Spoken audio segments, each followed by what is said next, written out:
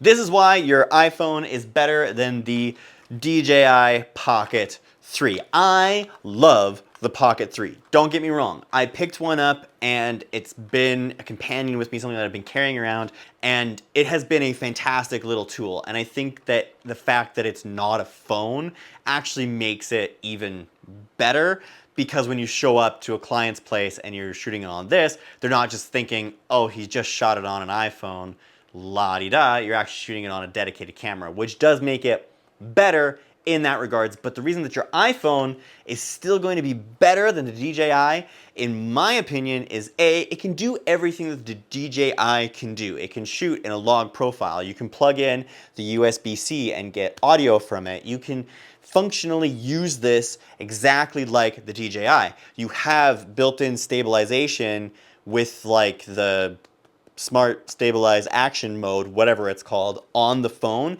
that works really, really well. First of all, 3 lenses. You have 3 options. You have a super wide, a 24-ish mil, so like you get a super wide, a wide, and then a telephoto lens on built in to the iPhone, which is already going to beat out the DJI, which just has wide. Then you can get an adapter that makes it freaking super wide.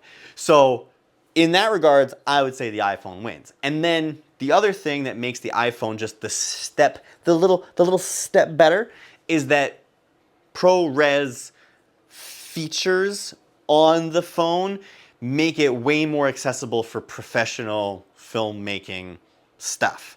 The file sizes are just genuinely bigger, and you can just honestly do more with those file sizes, which I think is why you're starting to see more iPhones being used in movie type productions, and you haven't really been seeing a lot of these smaller cams, action cams being used.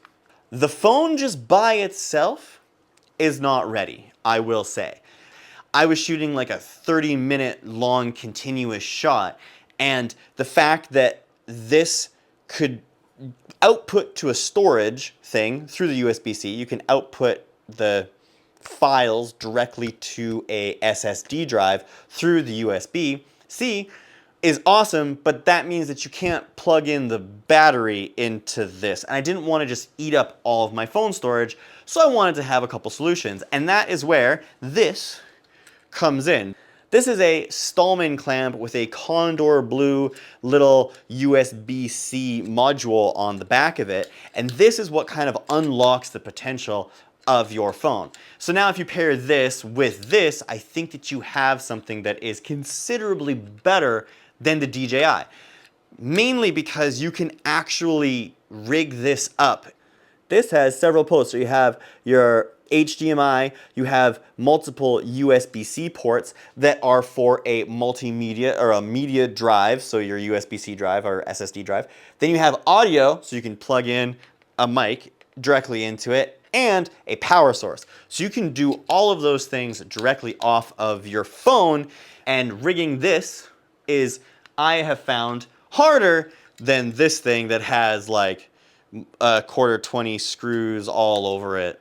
And it just, I don't know, it just works. It just works really fantastically. And the fact that it can do ProRes, I think just takes it that extra step, where the file sizes coming out of the DJI are a lot more limited. So I think that's a big thing. Do I recommend picking up a DJI if you don't have the latest iPhone? Of course, like this thing is awesome. Like, but if you're getting into social media, if you're doing social media for companies, for other people, and you're like, I don't have $800 to just drop, or you can't find these things, then honestly, just use your phone. Download the Blackmagic app. That is the trick, that is the secret, is that you download the Blackmagic Cam.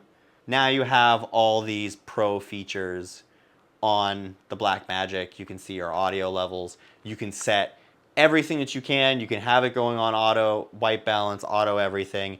This is the tool.